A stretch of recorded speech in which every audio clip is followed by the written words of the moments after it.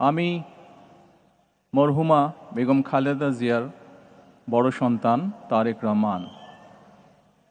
আমি আজকে এখানে উপস্থিত সকল ভাইয়েরা এবং বোনেরা যারা উপস্থিত আছেন, মরহুমা বেগম খালেদা জিয়া জীবিত থাকাকালীন অবস্থায় যদি আপনাদের কারো কাছ থেকে কোনো ঋণ নিয়ে থাকেন, দয়া করে আমার সাথে যোগাযোগ করবেন। আমি সেটি পরিশোধের ব্যবস্থা করব ইনশাআল্লাহ।